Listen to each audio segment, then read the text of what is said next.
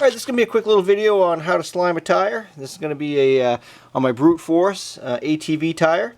I know a lot of people are going to say don't use this stuff, it's going to rust your rim out and it's going to create a mess. I changed my own tires. I'm not too worried about the mess, and we'll see how it handles on the rim. I've used it on another tire and I'm going to show you real quick. So believe it or not, I slimed these tires early in the summer. This is on my John Deere. And these tires hold air. Initially, I mean, when I took the soap and water to these things, they were, basically seeping air out all through these cracks. And I put the slime to it, and here we are in late September, and they're still holding air. So let's go take another look at the four-wheeler. Okay, so before you anti-slime people jump all over me, let's take a look at the leak that we're talking about here. I mean, this thing is a pinhole. I don't know if you can see it here. So initially, when I discovered that it wasn't a bead leak, because that's what I thought it was where it's so slow, I thought, well, I'll plug it. So I got the plug kit out, and then I started thinking, do I really want to make this hole the size of this? If that plug happened to come out on the trail or something like that, I'd have a flat. So that's why I decided to use the slime. So let's go ahead and pull the stem insert out and load her up with slime.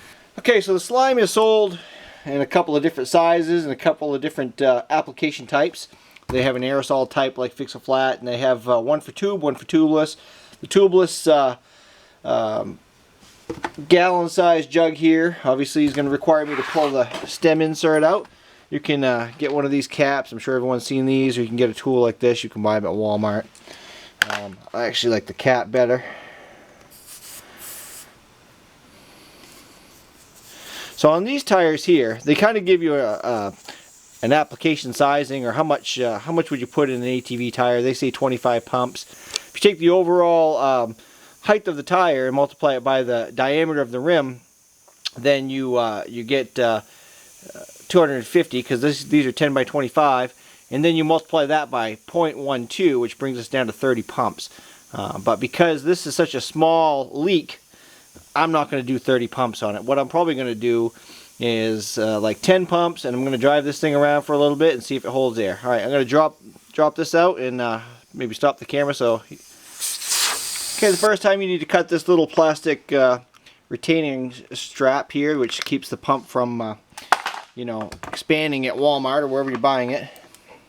Okay, we're going to take this plastic tube and put it on the stem, and again the insert's been removed, so we'll be able to pump directly into the tire. And if I remember correctly, you need to spin the pump head so it'll come up, and then you just start pumping. And I'm going to wait until right now, and I'm going to go ahead and again, I'm just going to put 10 pumps in here, and it does call for 30 if I were following the directions. Now some people slime their tires, all four of them, as a sort of a precautionary measure.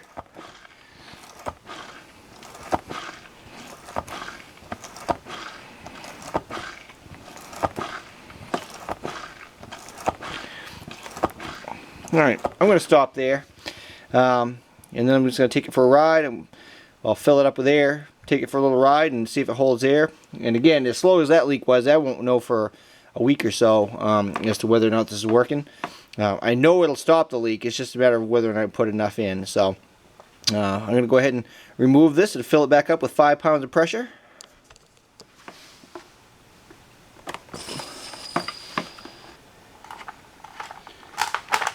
And we've got to put our insert back in, obviously.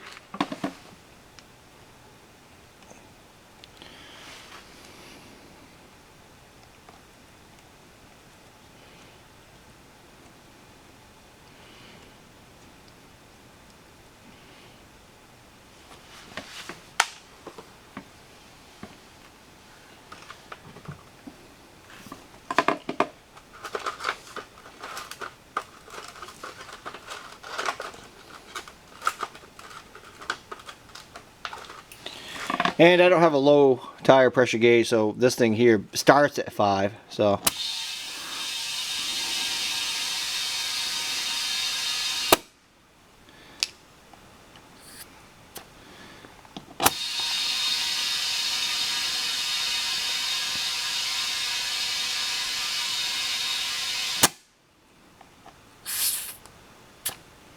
Yeah, that's a little much.